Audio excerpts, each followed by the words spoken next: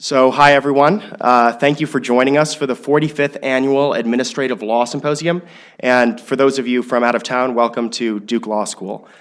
For those of you who haven't met me yet, my name is Bill O'Connell. I am the editor-in-chief of the Duke Law Journal. This is not to be confused with Professor Ann Joseph O'Connell, who is also with us. I actually had a DLJ member come up to me the other day and say, "You're writing an article for the symposium?" And I assure you that that's not happening today. We at Duke are very excited for this year's symposium topic, which is entitled, "Is the Appointments Process Broken? Insights from Practice, Process, and Theory." When we made our initial call for papers, we were really thrilled to receive this proposal.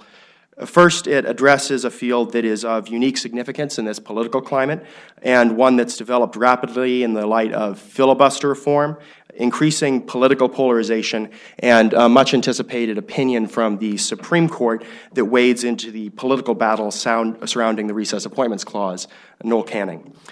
Second, it incorporates all of you, very impressive scholars who are working with this area, all of whom we're very happy to have with us today. And finally, we think that the symposium topic lends itself to a discussion of the appointments process along multiple axes. We'll be covering everything today from broad theory about how the appointments process should be structured and whether the Supreme Court is actually attacking these problems in the right way, to the day-to-day realities of who is and who is not being appointed to federal positions in a timely manner. We're very grateful to have a symposium topic that addresses the theory, the practice, and the process of law. Before we begin, I'd like to say just a couple words of thanks to everyone who made this event possible today. I'd like to thank Brett Schroeder, who is our special projects editor. Brett has handled much of the work for this symposium. He's been an absolute asset, and no matter how many unnecessary emails I send him, he stays very level-headed and does an incredible job. I'd also like to thank the members of DLJ, including Jennifer Kendricks and Caitlin Eck, the articles editors who have been communicating with many of you. Thanks to Christy Compost, our journals coordinator, who keeps us on track and reminded of everything that had to happen for this symposium to be possible. I'd like to thank the media department for handling the recording of this symposium and the events department for scheduling the space for us. I'd like to thank Professor Benjamin for his advice in the process of working with and selecting the symposium. And finally, we'd like to thank all of the participants, all of the audience members, DLJ members, Duke faculty, especially those serving as participants and moderators. And we just really appreciate that all of you came down here to contribute to this event today. With that, I'd like to make a final thanks to Professor Ron Krotoszynski, who has been acting as the point person for this symposium, came up with the excellent idea of this topic in the first place. And with that, I'd like to pass it off to Professor Krotoszynski for a few words. Thank you.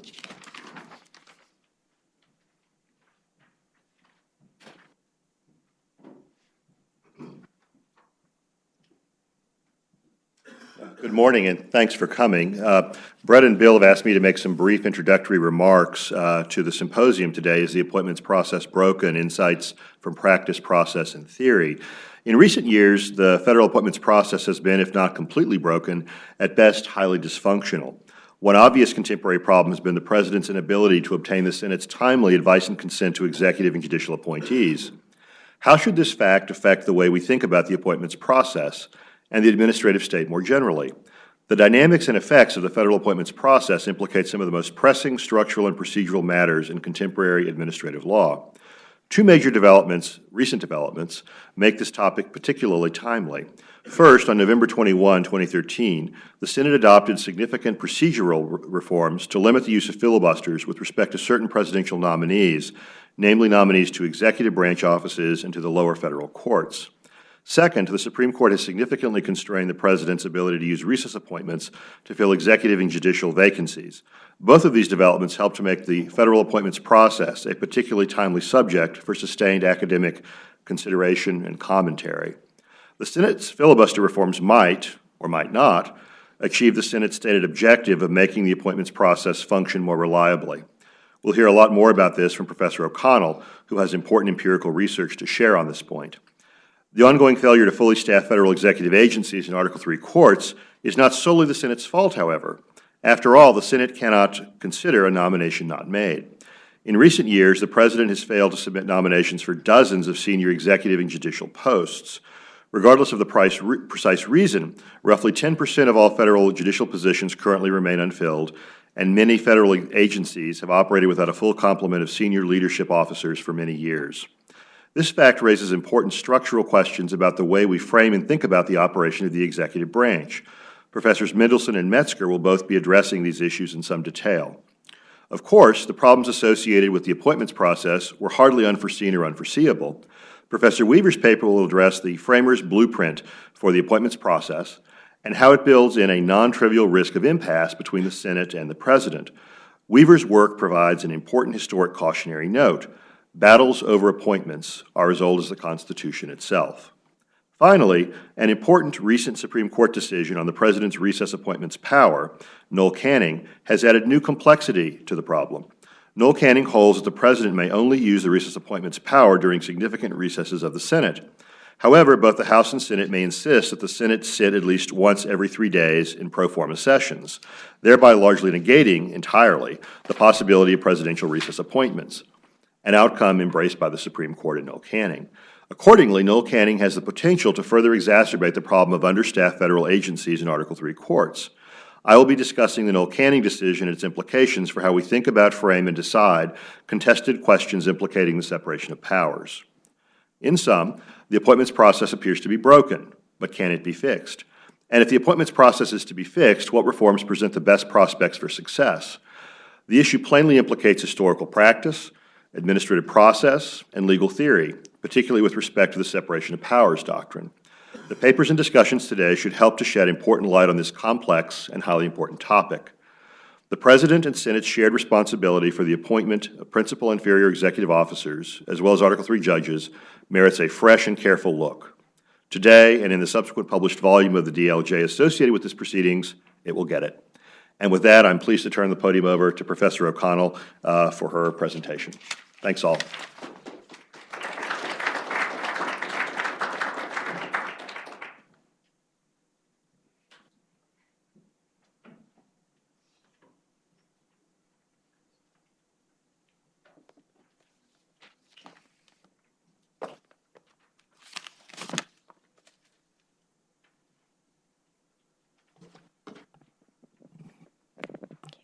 Thank you. I wanted to thank in particular Bill O'Connell and Brett Schroeder and Caitlin Eck for their incredible patience. I am the most delinquent of those presenting today in terms of submitting a paper, but I'm thrilled to share some of what I found with some new data. So they gave me a long time to speak, but I won't use all of it. But I wanted to start by a particular example that hit my email inbox this week, discuss some previous work, and then turn to this new data I have to consider questions about, in particular, whether filibuster reform has changed how many nominations succeed and how long it takes for those nominations to be confirmed. So the example that hit my inbox this week was a sad example. So I teach at the University of California at Berkeley, and until very recently, the dean of the law school was Christopher Edley. And he's married to Maria Echeveste, who was nominated last year by President Obama to be ambassador to Mexico. She would have been the first woman to hold that post. And late last week, she withdrew her nomination for that post, and she sent an email to many people, and she said, "Dear colleagues and friends, I was deeply honored and privileged to have been nominated last September by President Obama to be our country's representative to Mexico. I was thrilled with the possibility of serving our country again in the country of my parents' birth. To be able to represent our country, given our family's humble beginnings, would have been strong evidence of the continued vitality of the American dream. I stood ready to undertake the awesome responsibility of this position. Our country's relationship with Mexico is one of the most important and strategic relationships we have worldwide. As I told my children, when your country calls, you say yes. Thus, it is with a heavy heart that I write to let you know that I have asked President Obama not to send my name forward to the new Senate. Though we tried, with your strong support and help, to obtain confirmation last fall, we did not succeed. As the new Senate convened and I began consultations, it became obvious to me that the confirmation process could take many long months with no guarantee of success. To undertake a lengthy confirmation process as ambassador to a country of such vital interest to the United States would not serve our country well. Mexico is just too important. I weighed the likelihood of success with 2 years left in this administration against the impact on my family, and I concluded that it is in the best interest of my family not to undertake this position. My disappointment runs deep, but we are all faced at times with hard choices. This is mine at this time. So, she is not alone. There's been some previous work looking at vacancies both in agencies and in the courts. I've done some work on agencies, and at the start of the Obama administration, I was comparing President Obama's success in filling executive agency jobs, and he was doing much worse compared to recent presidents. So after the 1-year mark, he had in place only about 65% of Senate-confirmed positions in executive agencies. So that doesn't include independent regulatory commissions and boards. And it turns out, if you look at from the start of President Reagan's administration in 1981 to the end of George W. Bush's administration in January of 2009, and you look at vacancies in executive agencies, depending on what measure you use, those Senate-confirmed jobs are empty between 15 and 25% of the time on average. Now, empty is not entirely empty. They're often filled with acting officials or recess appointments, but in terms of what's intended, they're empty. There's also been some work on the courts. So this is drawing from work by the Congressional Research Service and others. Until this paper, I had not studied vacancies in the courts. And this is assessing some of Obama's success and failure in staffing the courts. So prior to filibuster reform at the end of his first term, he was quite slow to make judicial nominations, but of the 42 nominations he had made to the courts of appeals, he had managed to get 30 through, and for district courts, out of the 173 nominations that he made in his first term, he was able to get 143 through. And when the Congressional Research Service compared him to previous recent presidents on judicial nominations, he was also doing worse, particularly in the confirmation delays to get the nominees through. So if you looked at various measures of the time for confirmation, he was ranking last, essentially, of recent presidents. This is some of the previous work on vacancies and agencies in the courts. This is some additional work from remapping on the courts in terms of the number of vacancies. And so much like the 15 to 25% figure for agencies, we also have considerable vacancies on the court. So we thought this might change in November of 2013. So by a very close vote, all but 3 Democrats voted in favor. There was reform to the Senate rules on how to process nominations, at least all nominations but the Supreme Court. And the change was to the number of votes needed to move on to a vote on the nomination. Instead of requiring 3/5 of the senators to move on for a nomination vote, we went to a simple majority vote. And so the idea was that more nominations would get confirmed, and the amount of time it would take for those nominations to get confirmed would also decrease. I particularly like the cartoon on the right. The leading slow figure is the filibuster, and behind is the filibuster reform. After the reform passed, there were some big splashy events that occurred. So prior to the filibuster reform, this is the D.C. Circuit, and according to practice, there would have been sort of one according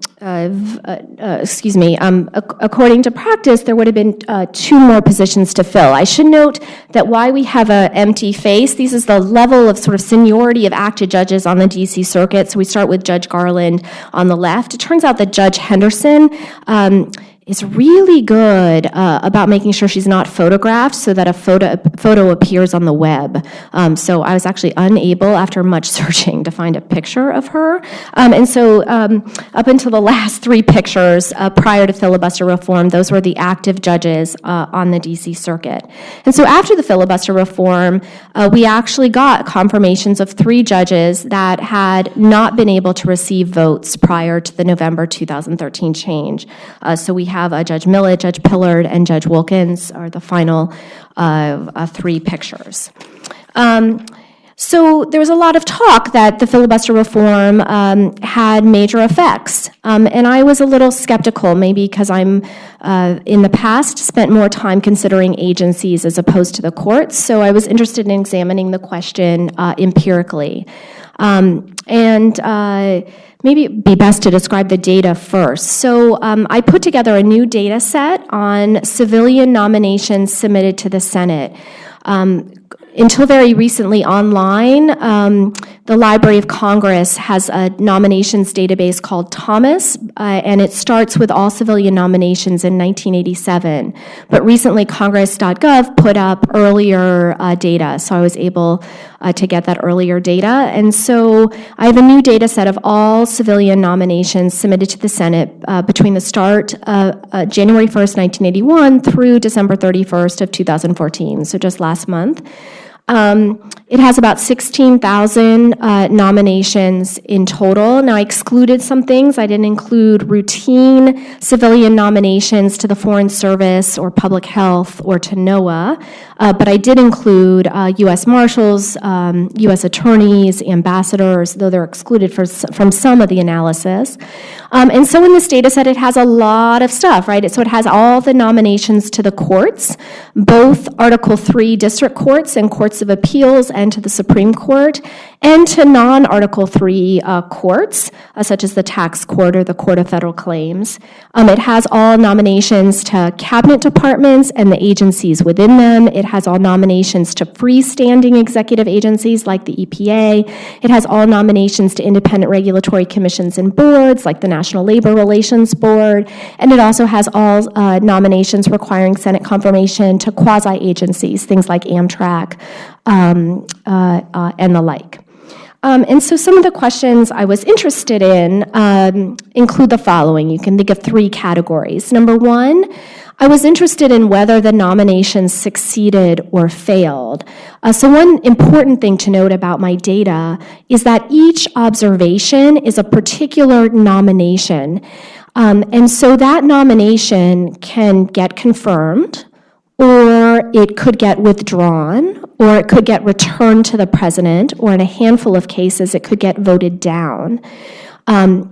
And if the president, after return, for example, decides to renominate someone, that would be a separate record in my data. So when I'm talking about failure, I'm not talking about whether the person never got confirmed, but whether a particular nomination failed or succeeded. So in the first category, I'm interested in how many of these specific nominations are returned to the president, withdrawn, or voted down. That's what I consider a failure.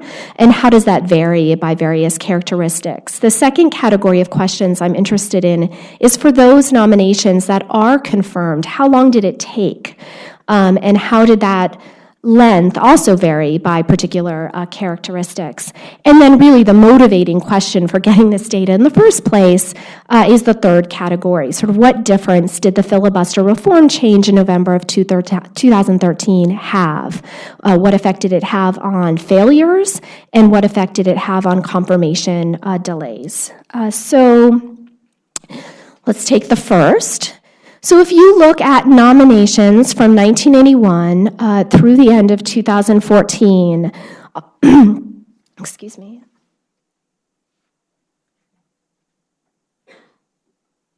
almost a quarter of them fail. Now, some of them may eventually succeed. Remember, I'm looking at separate records. But in terms of the actual nominations submitted, almost a quarter of them fail. And it's increasing over the administrations in the data. So President Reagan and President George Herbert Walker Bush had much lower failure rates. So under 18% for those two presidents and 28% through 2014 for President Obama. If you look by types of organizations, there are higher failure rates for nominations to the courts of appeals and higher failure rates to independent regulatory commissions.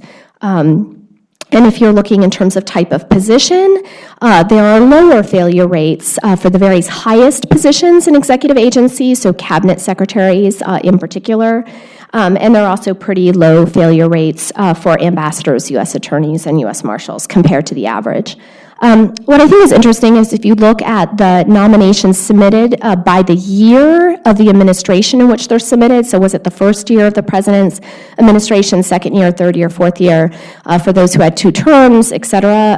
The data ends in December 31st, 2014, so we only have 6 years, for example, for President Obama, and you look at failure rates. Right, so in the first year of a president's administration, only 10% of the nominations that are getting submitted fail. Now, in some other work I've done, it takes presidents a long time to get those nominations into the first year. But generally, you see higher failure rates, in the second year of a particular Congress. That's not true for President Obama if you compare 2013 and 2014, for example. So in the second category, looking at confirmation delays in the entire data set, so from 81 till the end of 2014, the average time for a successful nomination to get confirmed is about 3 months, and that's increasing over time. So you can see under President Reagan, it was about 2 months, and then actually for President Obama, it's over 4 months, so a sort of doubling of confirmation delays. In general, judicial nominations are taking longer than agency nominations, but the Supreme Court is faster. And if you're looking at particular positions, commissioners to independent regulatory commissions and boards are taking longer than average. Inspector generals, chief financial officers are taking longer.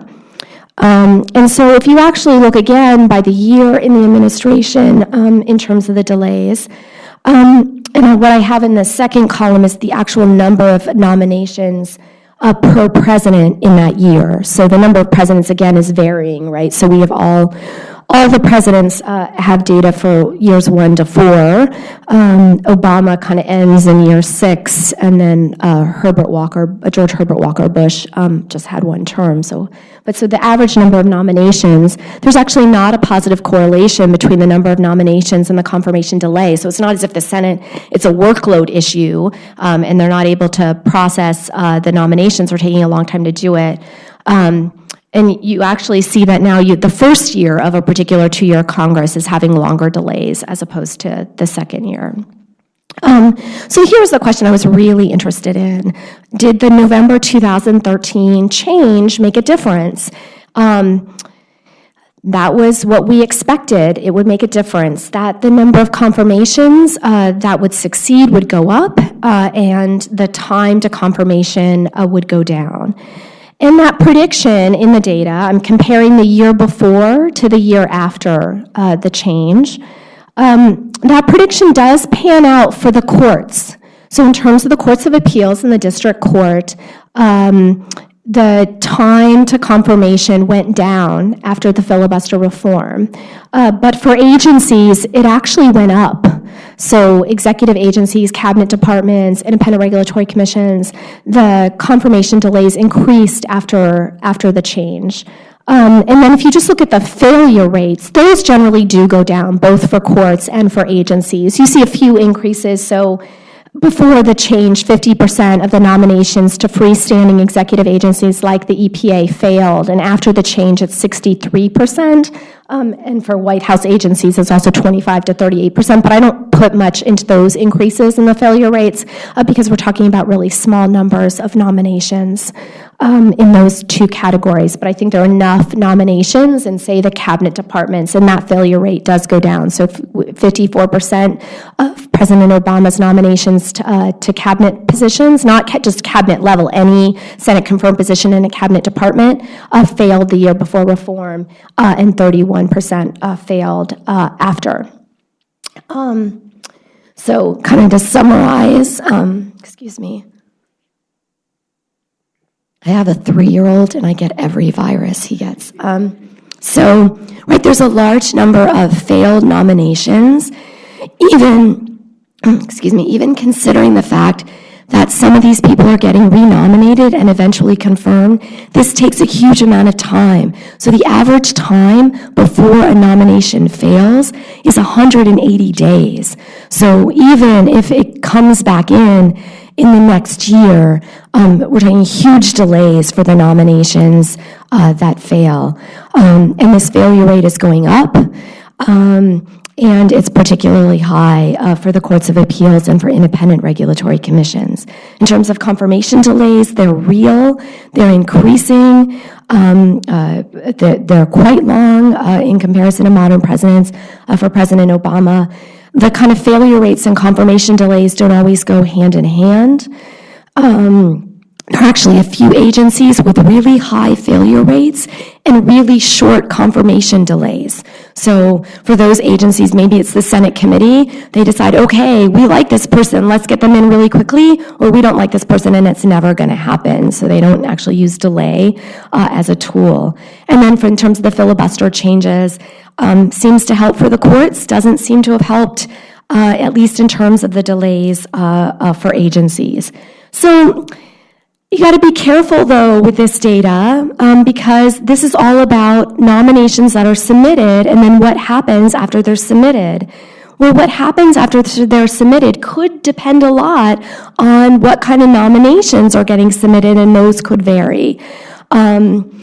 So after filibuster reform, is President Obama putting up people that he wouldn't have put up prior to the change? And maybe that's explaining some of the delays, in particular for cabinet departments and agencies. We at least know on the courts that President Obama has been working very carefully with the relevant home state senators, and so may have been willing to compromise a lot more on nominees to the courts, and hence they're getting through faster in terms of in comparison to executive agencies. So there's a strategic interaction between nominations and confirmations that could be at play.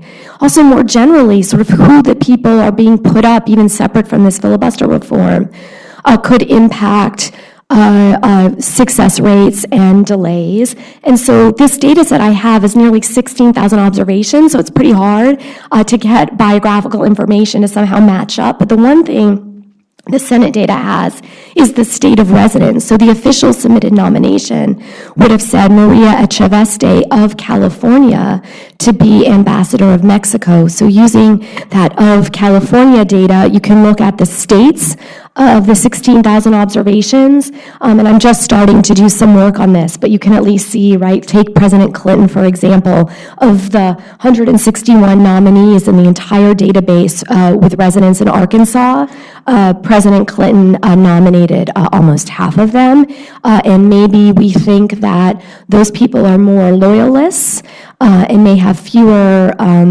federal government skills in particular, and that might contribute to some of the delays or failures. And then in terms of the filibuster, we're just looking again at the change before and after, the success rate and the delays before and after the change. But there are other devices that the senators have, blue slips, for example, on the home state judicial nominations. And then we're also seeing a rise, I think, though we don't really have good data, on the number of questions. So you can't hold up a nomination through the supermajority vote anymore, but you can submit to the nominee 300 questions that they have to reply to in writing to the committee. So let me just close with some potential reforms to both improve the number of nominations that get confirmed and to decrease the time it takes for those confirmations. So the big assumption here is that vacancies are not good overall. And I know there's going to be a panel that's going to talk about the consequences, but I'm just taking that as an assumption here, and I've talked about it some in other work. So if you think that vacancies in the courts and vacancies in agencies are bad overall and you want to improve, here are some of the things that I've become quite interested in. Number one, cut the number of positions that require Senate confirmation. And I should admit, this is something that Paul Light and others have been calling for years. And I expressed great skepticism early on in my career, kind of wrote, oh, it's never going to happen. Why invest all this time in trying to cut the positions?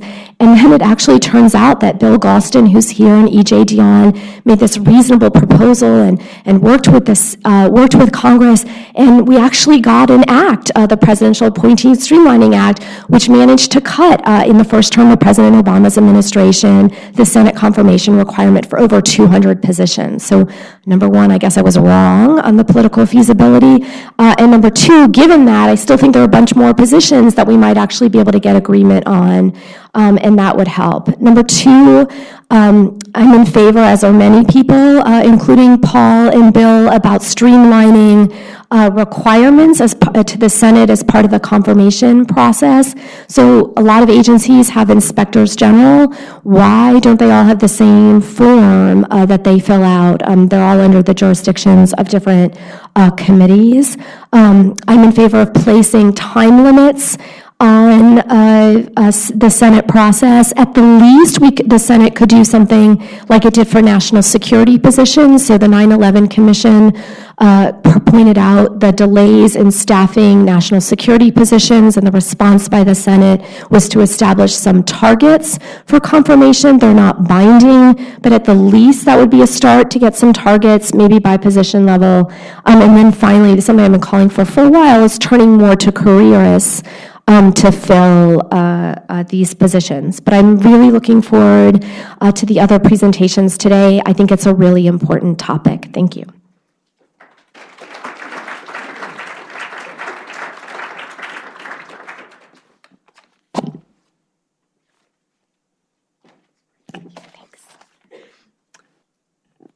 So thank you, Professor O'Connell. Now we're going to ask Bill Galston from the Brookings Institution to come up and speak for a few minutes as well.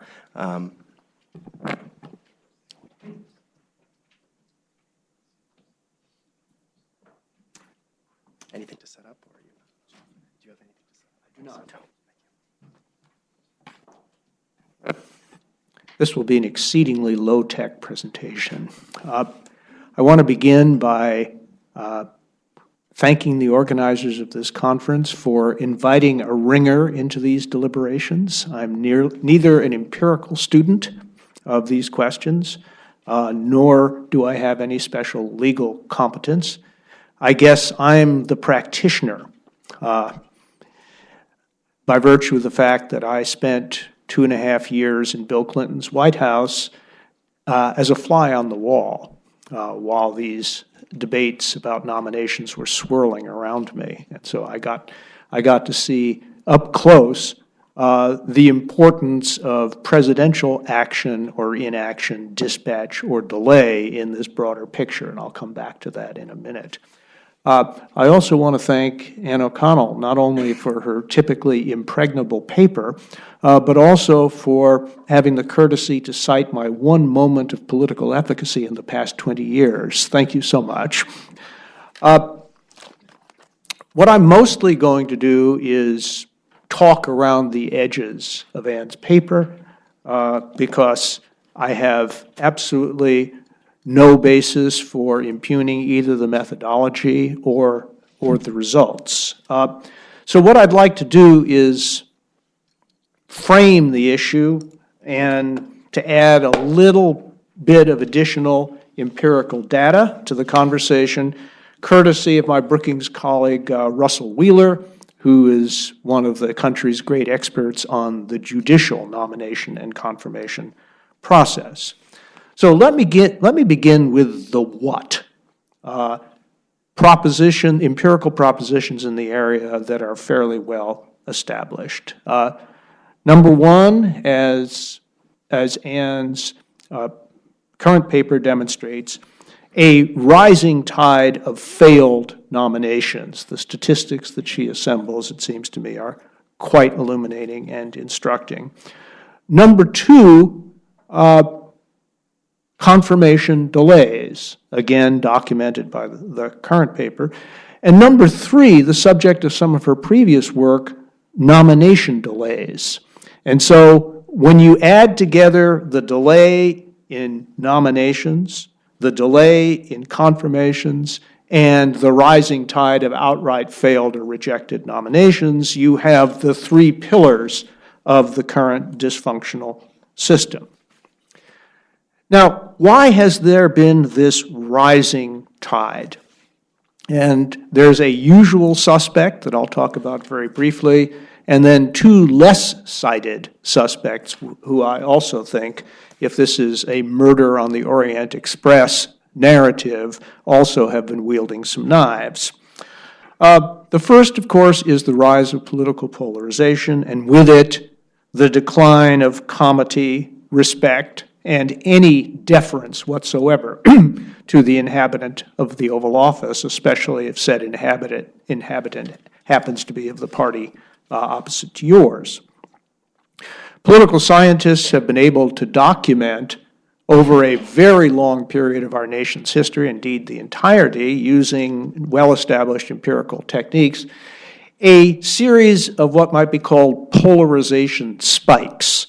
The first in the late 1790s, the second in the period prior to the Civil War, the third in the 1890s as the forces of agrarian America clashed with the rising forces of industrial capitalism. It was a rural versus urban clash as much as a mode of production clash. And the fourth is the polarization spike that we are now living through and enduring.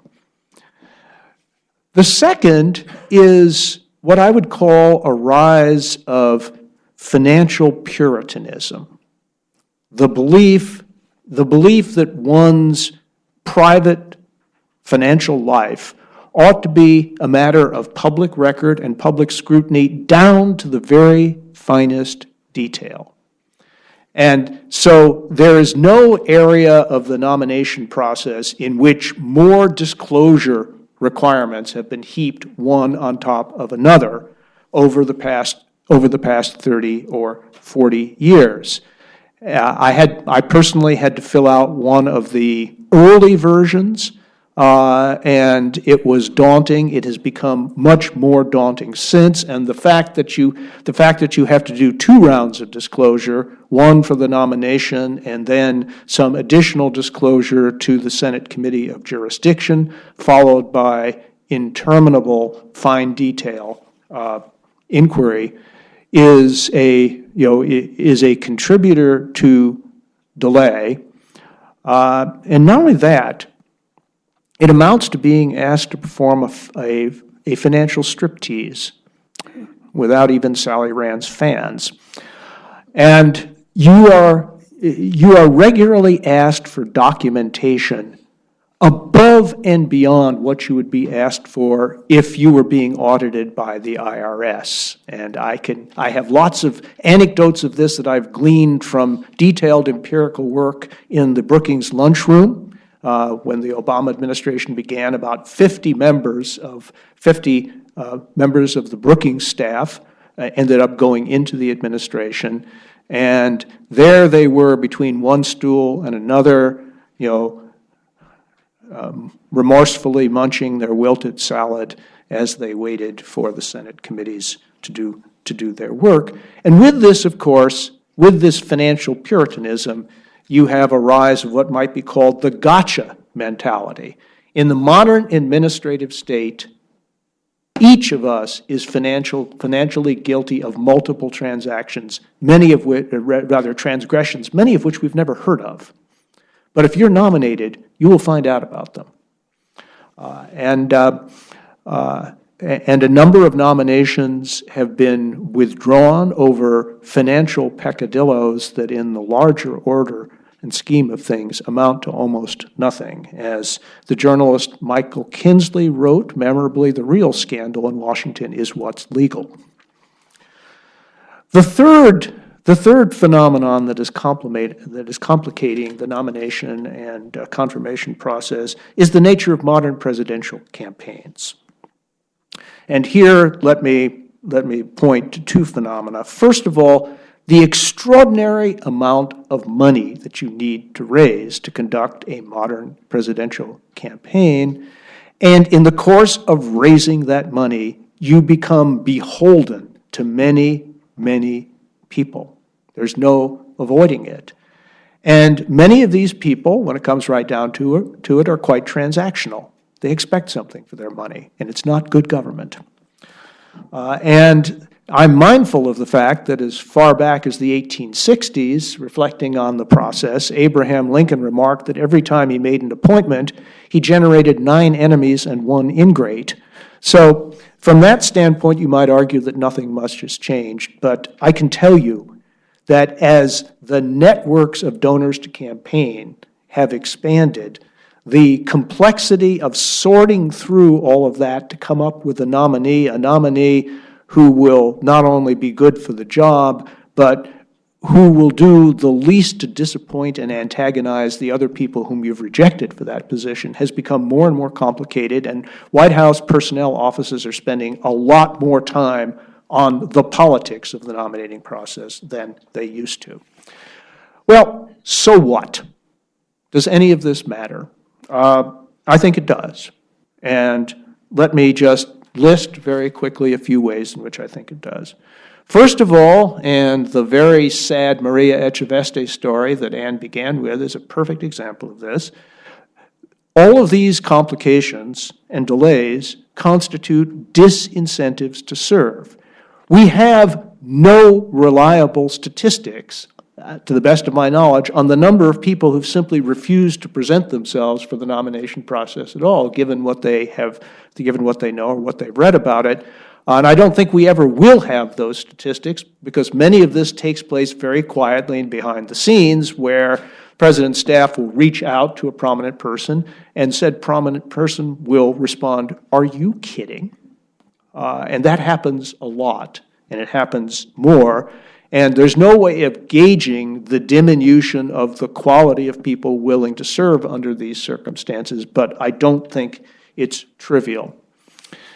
Secondly, and this once again is anecdotal, but it's confirmed, I think, by many of Anne's findings, there is what I call the home alone phenomenon. A perfect example of this occurred early in 2009 during the peak of the financial and economic crisis, when most of the positions below the level of secretary were unfilled in the Treasury Department at precisely the time that urgent decisions bearing on the well-being and indeed the survival of the entire financial system were on the table. And so Tim Geithner had to patch things together with $1 a year volunteers, and the White House tried to assist him with czars and quasi-czars. Paul Light has written very persuasively about the relationship between czaritis on the one hand and the pathologies of the nomination confirmation process on the other. So home alone may not affect the actual day-to-day administration of agencies, but it can have a very important effect on important deliberative processes within those agencies.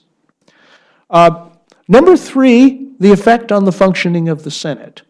And I don't have a lot of time to go into this, but there is a lot of evidence to support the proposition that the general dysfunction of the Senate is being aided and abetted by the acrimony over the confirmations process. The idea that you can draw a line between bitter confirmations debates on the one hand and policy debates on the other is just wrong. You can't.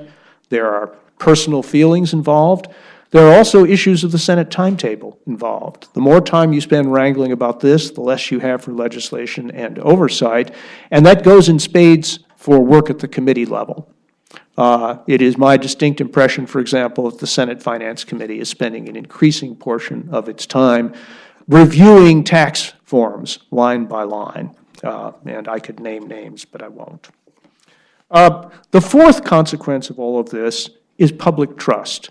And here, there's a lot of political science evidence suggesting that the public reacts very negatively to what it sees as interminable bickering in Washington.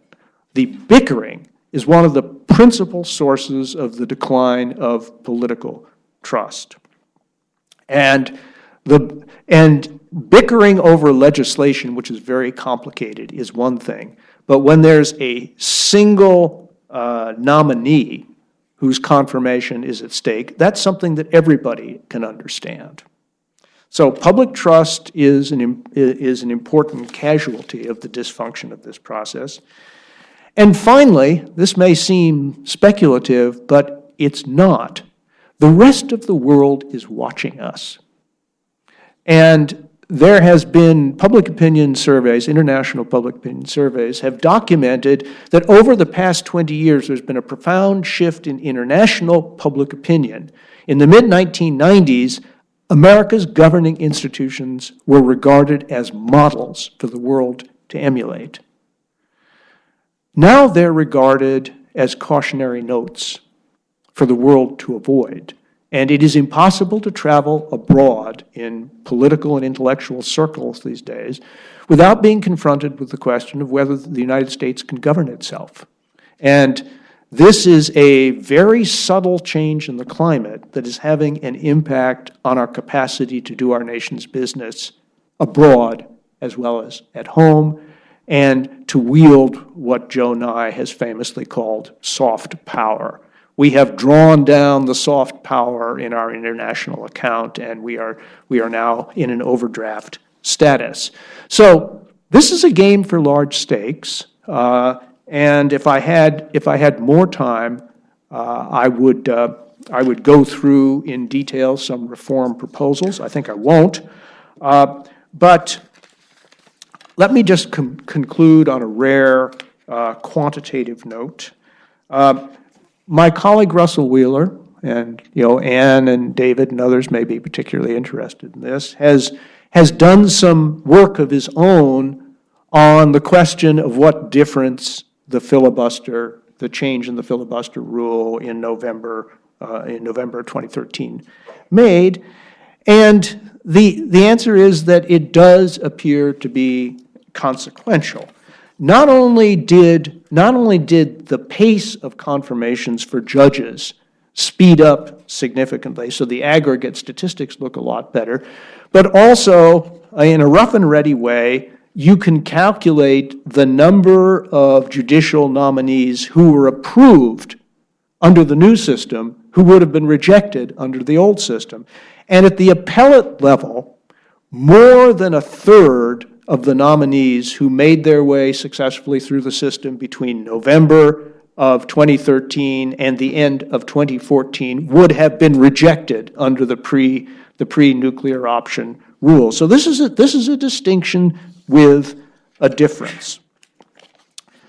Another one of Russ's findings bears on the issue of nominations delay. And here are some interesting statistics that he compiled.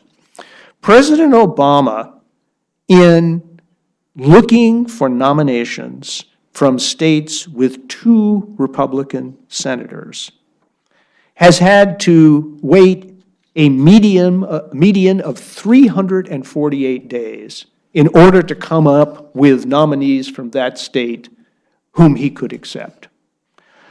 In states with 2 Democratic senators, by contrast, the median number of days between vacancy and nomination is less than half that, 154 days. Now, in the old days when polarization between the parties was not as intense and pervasive as it now is, there were norms of courtesy and comity, and also substantial areas of agreement that I believe muted the impact of partisanship on the judicial nomination process. But now it is not only pervasive, but also deep. And what this suggests to me, in conclusion,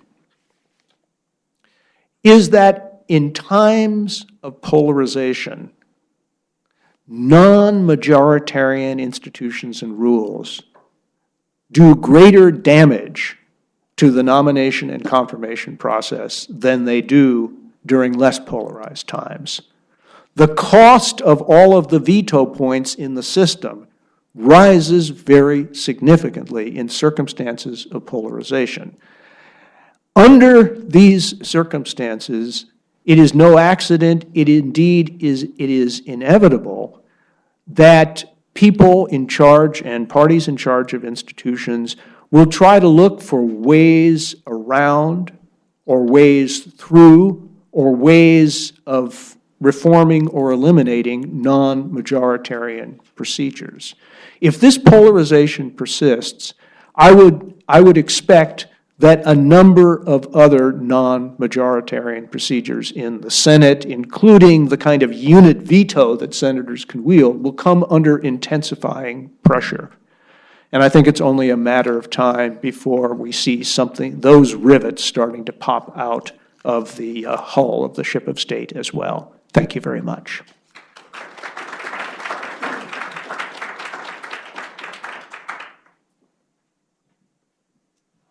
Thank you to Bill Galston. Just a reminder on your way out, remember to pick up your financial disclosure forms. We need to hand them into Duke Law School.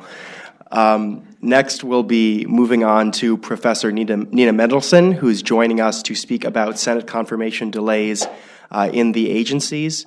We'll then have Professor David Lewis join us for some commentary on that as well, and then we'll take a brief break before we move on to a question and answer session for everyone involved in this panel. So, Professor Mendelson.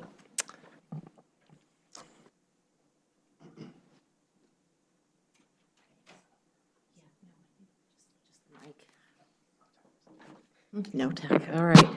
This is going to be a low-tech presentation. All right. First of all, I just want to thank the staff of the Duke Law Journal for the terrific work in organizing this conference. I was delighted to be included, and I'm delighted to participate with so many leaders in these fields. Okay, so what I want to talk about is what you might call these sort of uncertain effects of confirmation delays in the agencies. Obviously, confirmation delay is a persistent and significant problem, and of course, Anne O'Connell is really a leader in documenting this in her vacant offices piece. What I want to try to do in my contribution to the symposium is to look in more detail at the effects of confirmation delay in the agencies, where it's focused, and what we might think about it. So in my view, the phenomenon of confirmation delay is not completely negative in the agencies. There is a list of positive effects. What I want to stress is that I think that list is short.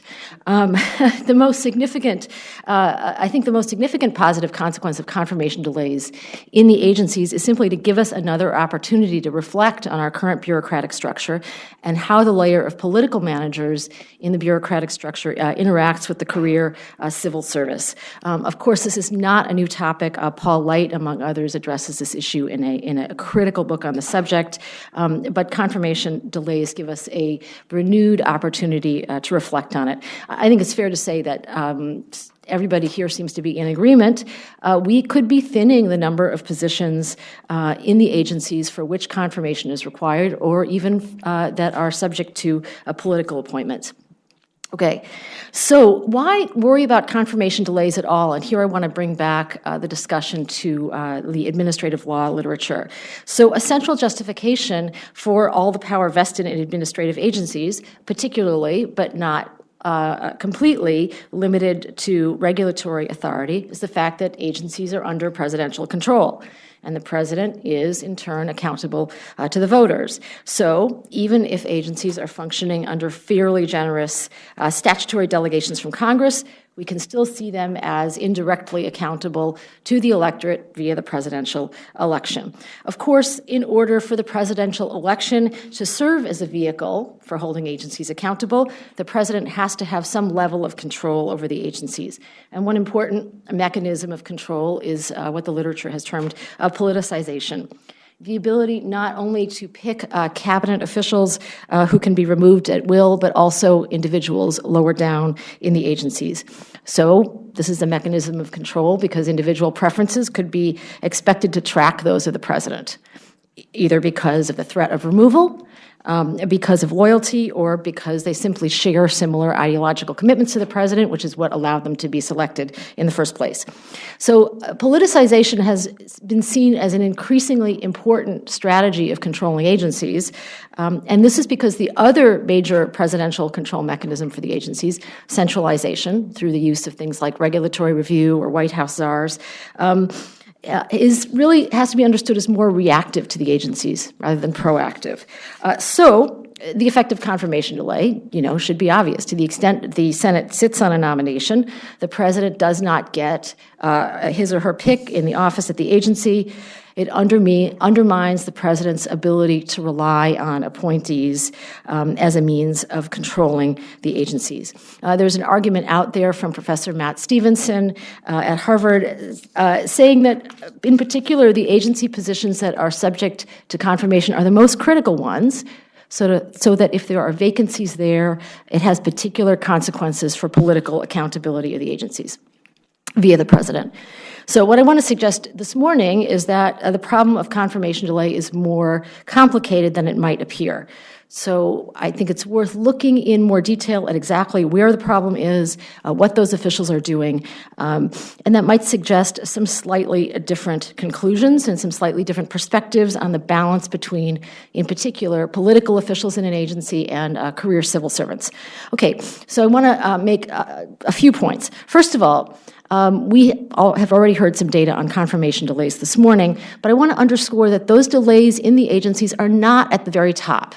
So, for example, at the level of the cabinet secretary or the head of a freestanding executive agency like the EPA, the mean confirmation delay is on the order of days or possibly a couple of weeks.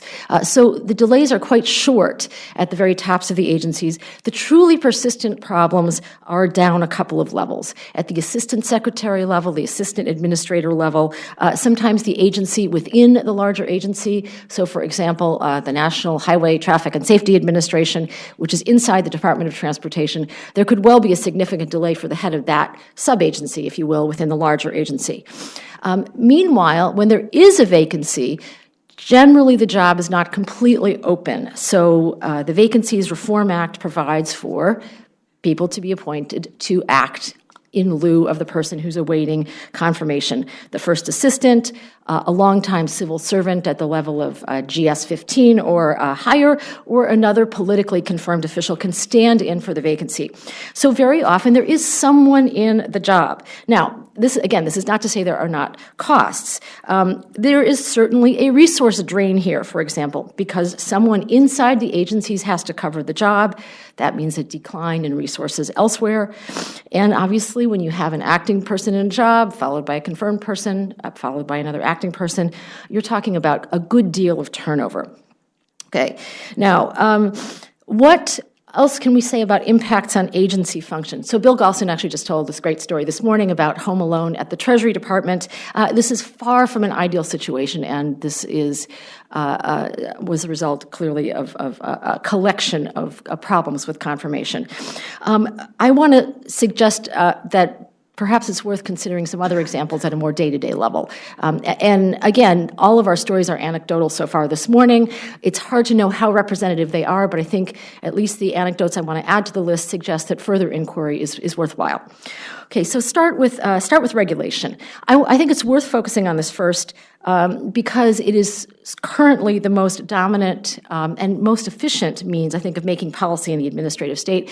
At the administrative law literature level, it's also what most of the presidential control literature focuses on. They focus on how important it is to have accountability for regulatory decision-making via the presidential election. And one reason for this is that we can see values decisions wrapped up in policy that is most clearly resolved in regulatory work. So if you have a standard, how clean does drinking water need to be, that's not just about the technical questions, what are the health risks involved in drinking water with a particular level of contamination, but it's also about how conservative to be about uncertainties in the data.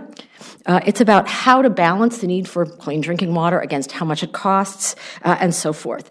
These are the sorts of value-laden decisions where we might think political supervision is most important. And again, the literature on presidential control tends to underscore these kinds of issues. So what impact do vacancies have in this kind of work? I've already mentioned, obviously, there's a resource drain here. Whenever you have a vacancy, even if there's an acting person in that position, it means a vacancy someplace else. There's turnover. And relative to other agencies in the government, when there is a vacancy in a confirmed position, that agency loses status. So, for example, many regulations issued by agencies go through regulatory review inside the White House in a process supervised by the Office of Management and Budget. That means people at those agencies circulate their proposals to other ones. There's an interagency process for resolving disputes about, for example, how costly a rule should be, how to match up the concerns of the EPA over cleaning up contaminated waste with the interests of the Defense Department in not cleaning up contaminated waste at military bases, for example. These things get duked out in regulatory review. To the extent there's a vacancy in an agency in a position that ought to have been confirmed, that agency may have less influence. The acting assistant administrator, if you will, at EPA is going to have less status in the interagency review process compared with the confirmed assistant secretary at the Defense Department, let's just say. So that is a potential cost to agencies. Okay, so what about the positive effects? Because so far I don't think I have mentioned any of them, if there are any. Let me make a couple of comments about this. First of all, vacancies certainly do not halt regulatory work altogether. As a formal matter, you don't really need an assistant secretary to do the work because the way statutes are set up, typically the delegation is to the head of the agency. Someone can still sign the rule can still be finalized. As a functional matter, it's unclear how much of a slowdown vacancies prompt in regulatory work. I give some examples in the paper of high-profile rules, high-impact rules that were completed both at the EPA and at the Fish and Wildlife Service, despite very long-term vacancies at the assistant secretary level in those agencies. So that's one piece. Regulatory work doesn't come to a halt completely, and it's unclear how much of a slowdown there is. Second, I want to suggest that vacancies are unlikely to change an agency's regulatory agenda all that much either. Let me put aside arguments about expertise, which I'll come back to, and just consider some very, very basic statistics. First of all, rules take a very long time to develop. They can take 6 to 8 years for completion in some estimates. That's the time required to develop the regulatory proposal and the supporting data and run it through the notice and comment process. So for a complex rule, material is going to be years in the making. Meanwhile, the median tenure at the assistant secretary level is about 2 years. So what's the implication of that? A particular person in a confirmed position is highly unlikely to see a new regulatory initiative through from start to finish, or even start to mostly finished. Agencies simply just don't do that many rules per year. So I have some data about this in the paper. I'll give one example. Again, I've mentioned EPA, but the data is easy to get. In 1 year, EPA submitted roughly 32 rules to regulatory review. Only 4 of them were economically significant. At that time, EPA had 8 mid-level assistant administrator positions, even subject to confirmation in policymaking roles. I'm leaving out the CFOs and the general counsel. That means half an economically significant rule per assistant administrator per year, maybe 3 per year if you count all the rules. That's just not that much regulatory work per confirmed position. What's the point here? A particular vacancy simply may not have that great an impact on the regulatory output of an agency. There's a recent study by William West and Connor Razzo suggesting that agenda setting inside the agency is mostly not done by political leadership. They looked at close to 300 agency rules in the George W. Bush administration, an administration that emphasized political leadership, and concluded that only 7 of those rules, 7 of the close to 300 rules, came from a White House agenda. The source for most rules came from inside the agency itself, or from an advisory committee, or from an interest group. So the point here is a vacancy may or may not have all that great an impact on regulatory agenda setting. I give one other example in the paper of a very visible directive from President Obama early in his administration. He, in the Rose Garden, announced, "I am hereby directing the EPA and the Transportation Department to set fuel efficiency and greenhouse gas standards for cars." And this was an announcement from Obama that was really hailed, particularly by environmentalists, as showing true presidential leadership.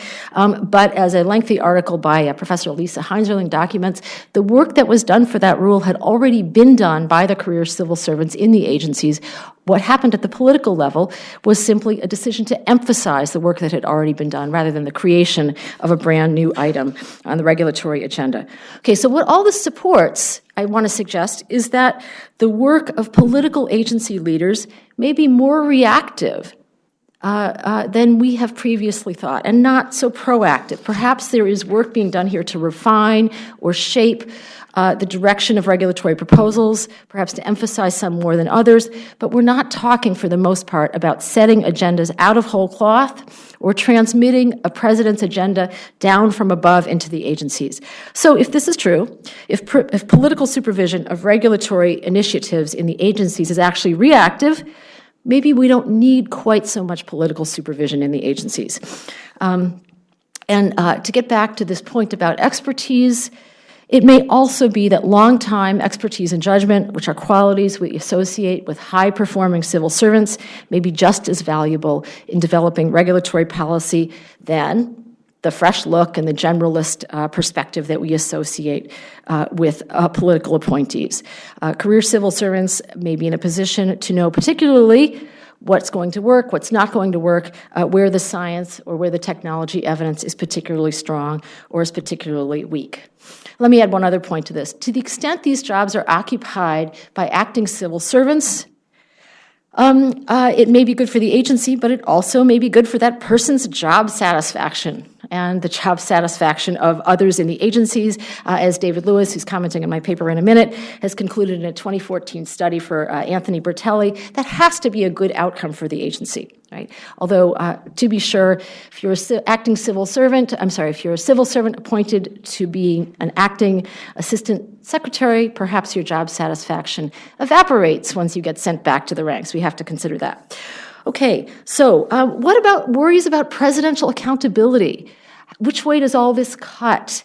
To be sure, a president is likely to be accountable for regulatory initiatives, even if the final choices end up getting made much more by career civil servants.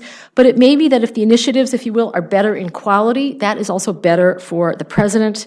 As for the overall direction of the regulatory choices an agency makes, it's conceivable that a little less supervision at the higher levels, perhaps by the cabinet secretary, by the head of the agency, might be sufficient. Okay, so let's leave regulation for the moment and consider that regulation is only a small part of what gets done inside administrative agencies. So besides supervising new policies in regulation, an assistant secretary, again, a person at the mid-level, this is where the confirmation delays are focused, their job is also to supervise what you might call basic management and enforcement. How much effort should a team devote to this or that data? Where are people slipping up in providing, let's say, care to veterans in the hospitals? Which enforcement cases should we bring? Again, we might consider the real benefits to having these mid-level positions filled by career civil servants in the absence of a confirmed political appointee. These decisions can certainly implicate policy questions, where to prioritize enforcement, for example. But experience with similar cases, a good judgment about steps that should be taken may be more important.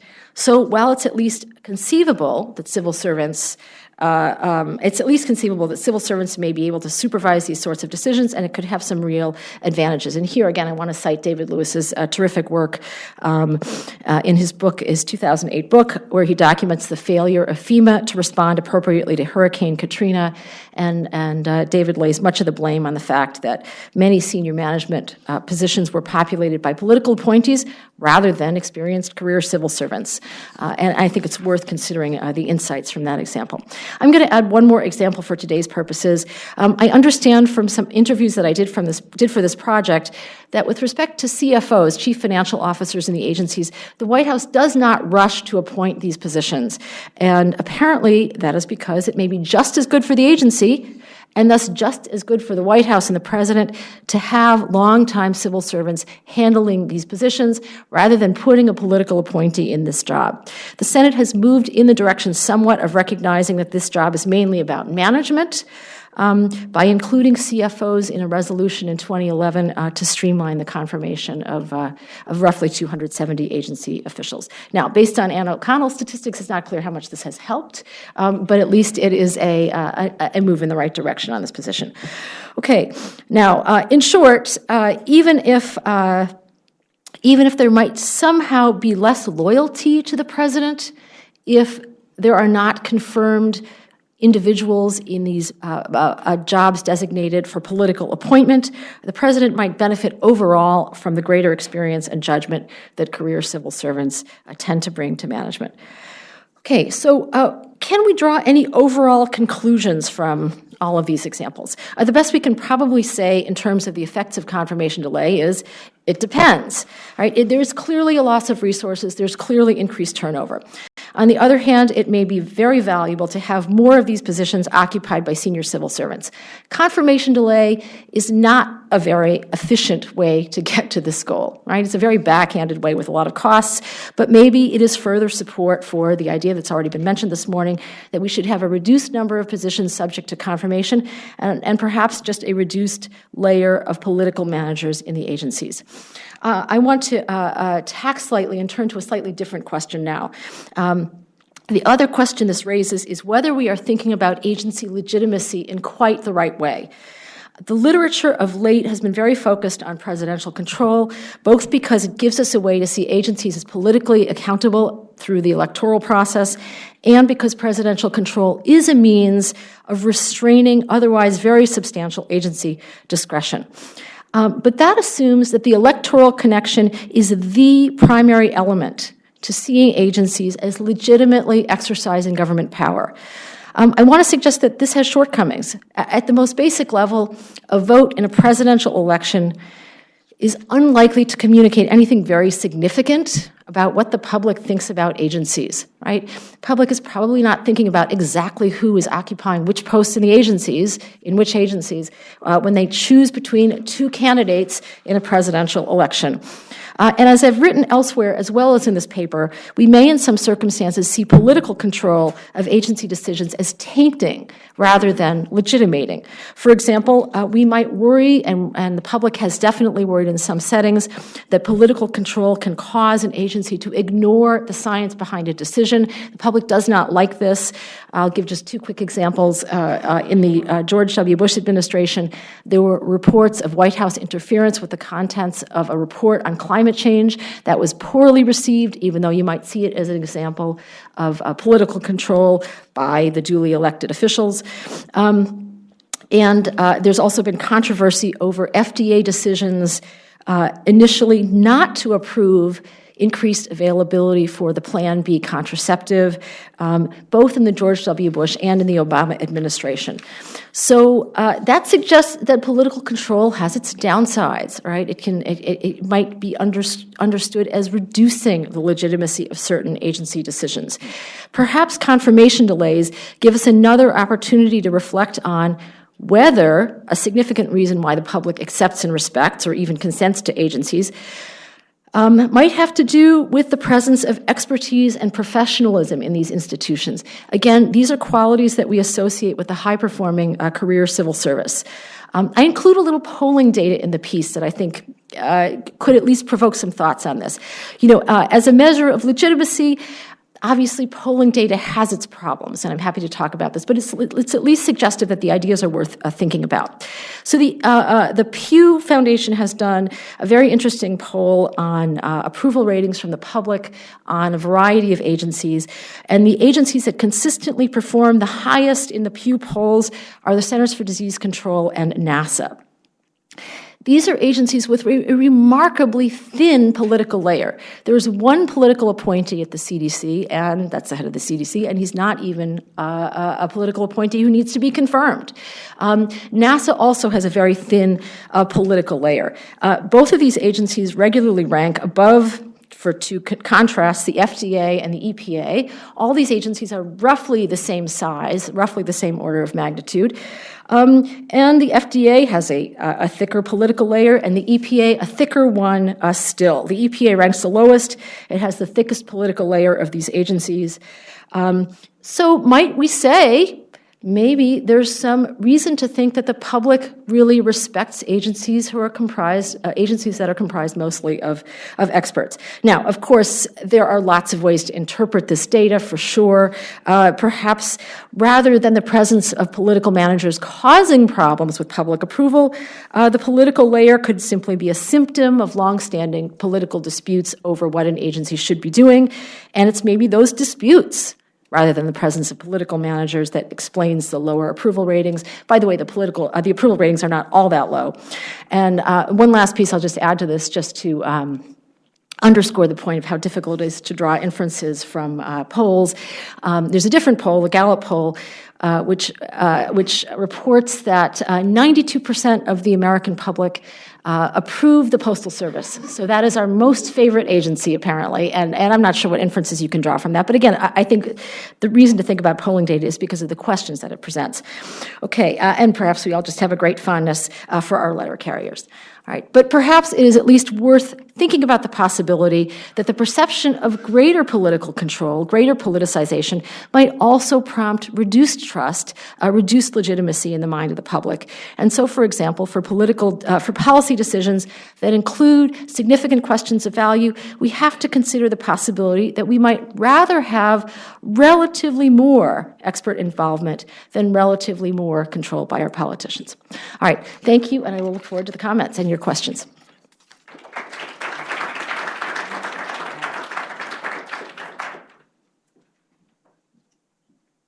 Thank you, Professor Mendelson. Now we're going to hear from Professor David Lewis, who's joining us from Vanderbilt.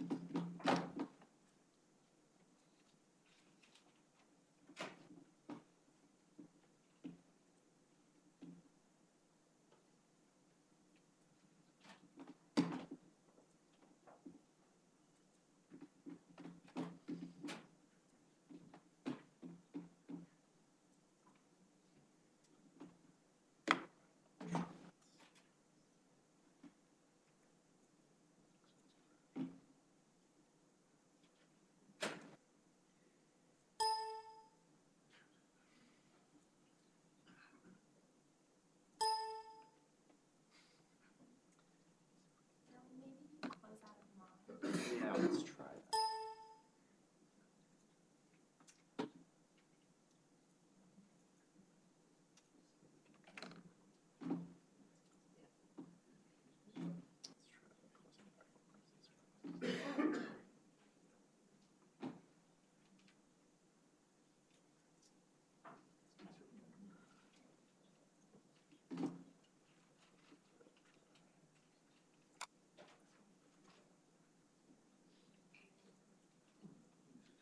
There we go.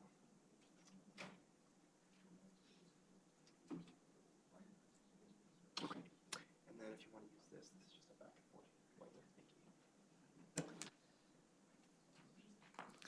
Well, let me add my voice to those thanking the organizers, Bill and Brett, and the team of the Duke Law Journal. I'm honored to be invited, and I'm thankful to Nina as well for a terrific and very stimulating paper.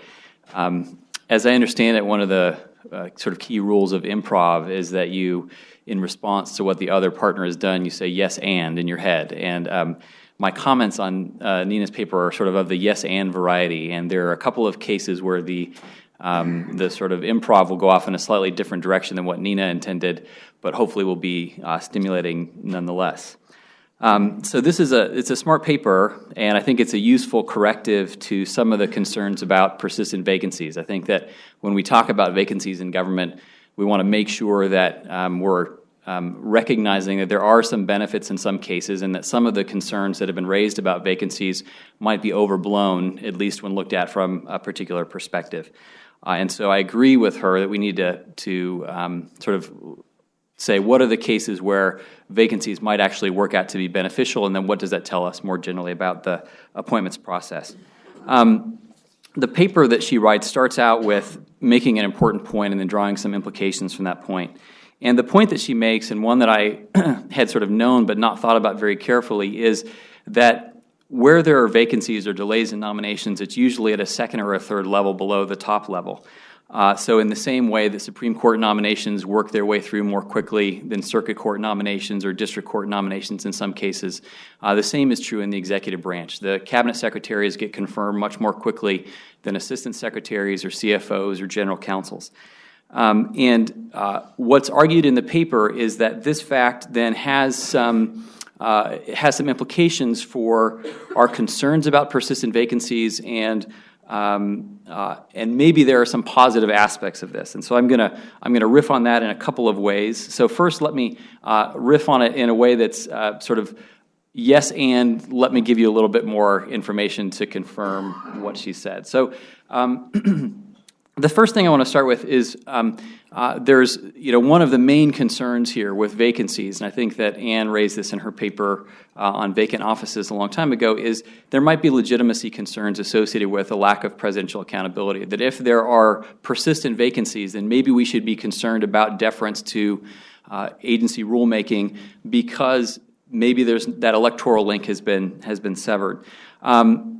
There are many reasons to think that that may not be such a big concern, and so I want to make that point.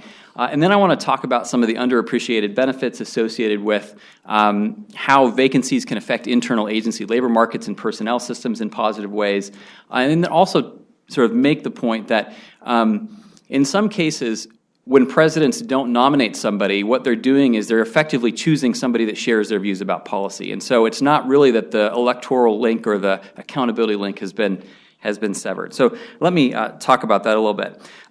The first thing I want to say about the first point, about presidents have means of controlling the administrative state beyond Senate-confirmed appointees, is to say, first of all, something that is acknowledged in the paper, which is that there are lots of different kinds of political appointments. There are political appointments that require confirmation, those that don't, in line positions and also in staff positions. Those people can transmit the preferences of the president or other administration officials pretty effectively. What's also true, and I think less appreciated, is that presidents and their teams have quite a bit of influence over the composition of the career state, that is, the people below the appointee level, in ways that I think are underappreciated. And this happens in a couple of ways, right? So one of them is new administrations can come in, they can make it pretty clear pretty quickly that people who worked with the last administration are no longer going to have the influence that they had before. But in most cases, that's not even necessary. That if you talk to careerists who are at the end of an administration, people who are managing major rulemakings or making big policy decisions, they will tell you that they know that their days are numbered, or at least they expect that their days are numbered, and they will voluntarily move their way out. These are often people at the sort of capstone of their career. They have opportunities to make more money in the private sector. And so new administrations, apart from the appointee process, have quite a bit of flexibility of rearranging the administrative state, even in key choke point type positions in agencies, whether it's budgetary positions, whether it's general counsel's offices, or whether it's people who are managing major rules. So for example, in some recent work with Kathleen Doherty at USC, we show people who are the lead people on major rulemakings in the administrative state over the last 20 years are more likely to leave before a rule is complete, when private sector wages are high, when there's a new administration that's come into office that has a different sort of partisanship than the previous one, and they actually leave more during election years, conditional on the fact that it looks like the incumbent's going to lose or leave office. And what that suggests, to me at least, is that if we're concerned about the president's influence over the administrative state in terms of the way that judges look at whether they should defer to agencies, presidents still have quite a bit of control over the administrative state, even when there are vacancies in some of these mid-level appointed positions. So I would just sort of put that on the table.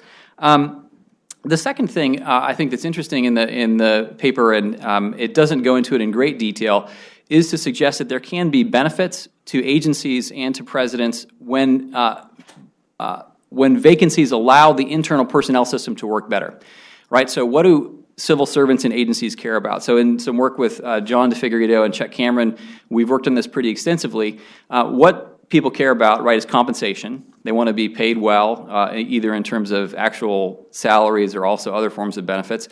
But they care about influence over policy and policy outcomes. So, for example, if a new administration came in and said, we're going to cut down all the trees to balance the budget, you might get some resistance in administrative agencies, not because they're unprofessional, but because part of the utility or enjoyment they get out of their job is what the agency itself does. People self-select into agencies because they support the work of the agencies that they're in. And people also get utility or benefit from pro-social activity. That is, they like to go into agencies, make a difference, make things work right, make the trains run on time, and so forth. Political intervention of the form that comes with regular turnover in political appointments can reduce all of those things. It takes away the top paying jobs in terms of compensation. It takes away the influence of career professionals in terms of their ability to influence outcomes or determine the direction of an agency. And it usually comes with changes in policies. Not all the policies. I think that Professor Mendelson is exactly right, that a lot of what happens in agencies has an inertia to it that is hard to adjust midstream. But there are cases where priorities change based on regular turnover of appointees. And all of those things influence people's sort of general day-to-day assessment of, do I like being here? And if there are persistent vacancies or agencies are regularly neglected, that's bad in some senses, but it's good in others. It means the career people who are working there all the time get higher paying jobs, they get to have more influence over what's done, and they get to determine what policy outputs are going to be to a greater extent than they would otherwise. And so, in a more general form, this is an argument to say we should reduce the number of political appointments or select more careerists for appointed jobs. But a second best is if these positions are vacant, it can still have ripple effects throughout the personnel system that are productive in terms of agency performance.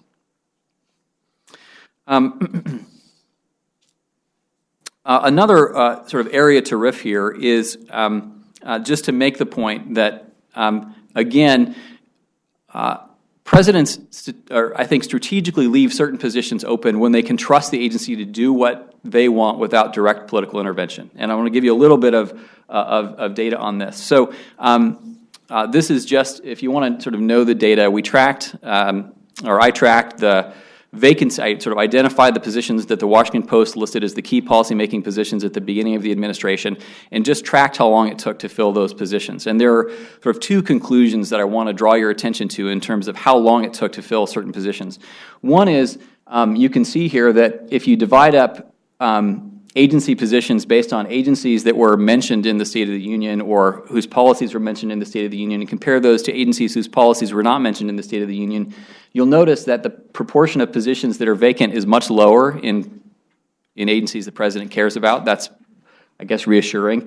And those positions got filled more quickly. What's also true, interestingly, in the Obama administration is you'll notice that the administration filled what we'd classify generally as more conservative agencies more quickly.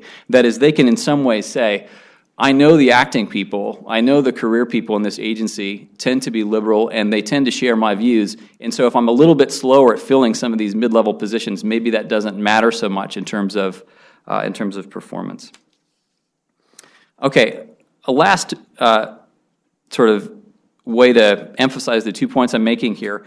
I want to really emphasize the point that is made in the paper and was made in in the comments, which is that there is a fixation in our study of administrative law and of executive branch politics on rulemaking and on adjudication, and to some extent lately on things like executive orders or signing statements. And I want to argue that this fixation on these forms of executive branch activity blind us to the significant sources of executive power that executives have that are harder to count and harder to observe.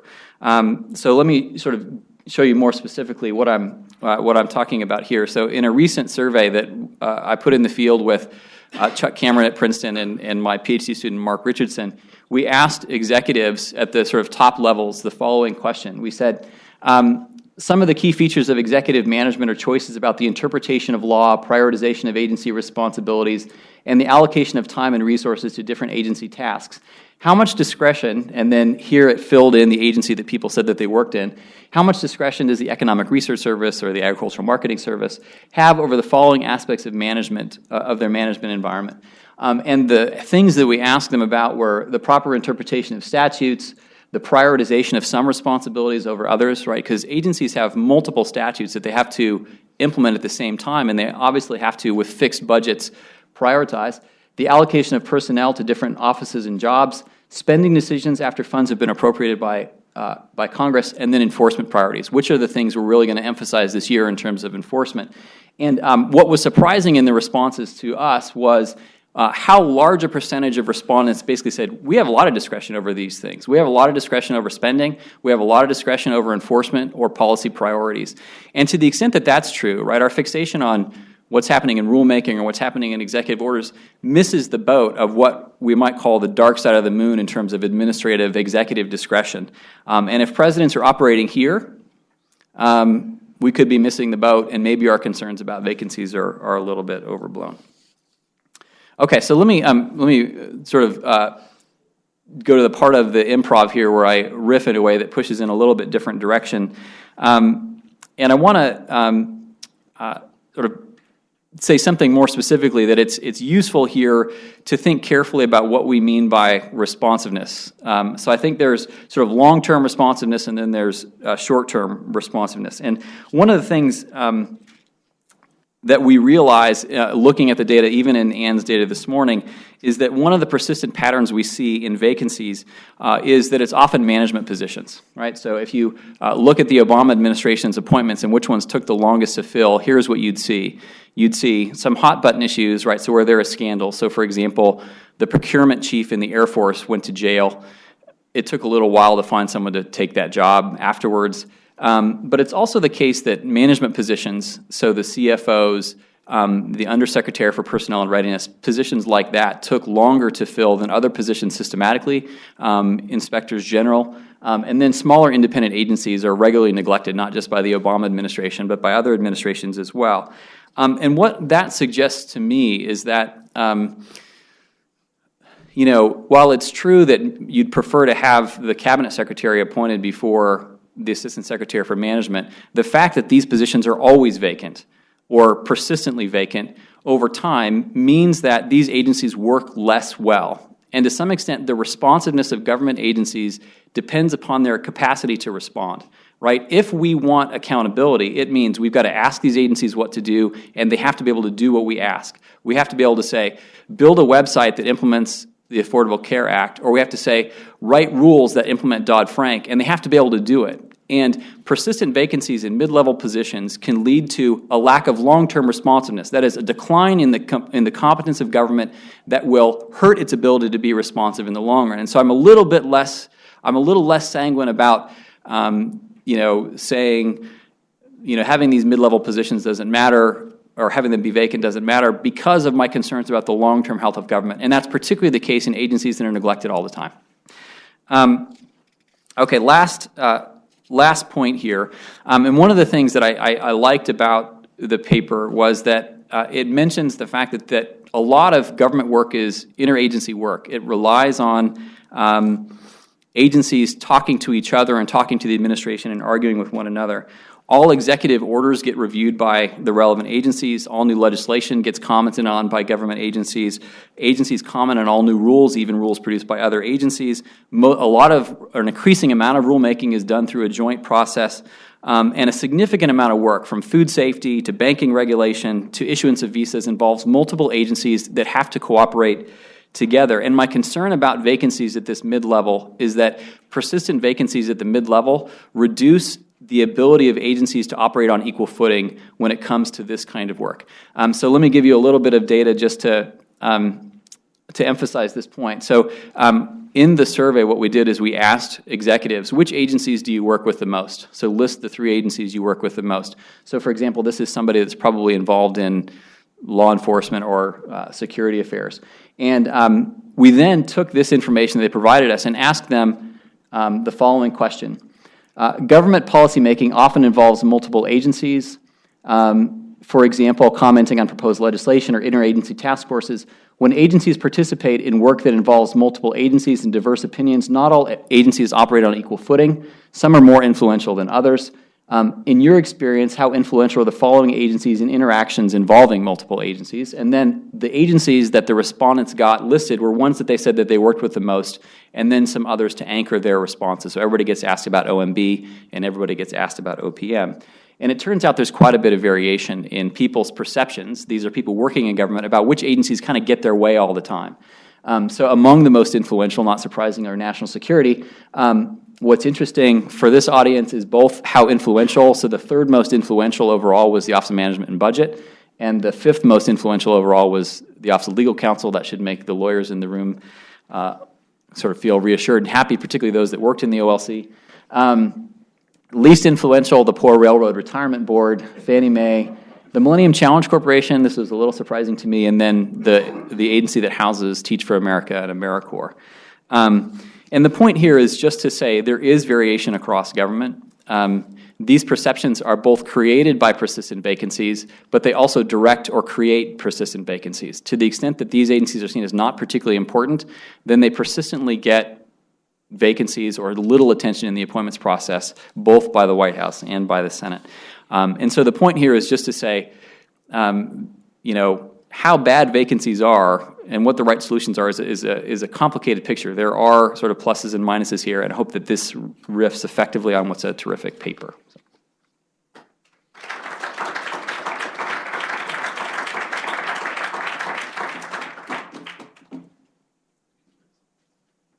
Thank you, Professor Lewis. So we are going to take about a 10-minute break now before we come back for our Q&A. If everybody could be back in their seats by 11:05 so that we could get started, we should be just right about on time. Thank you.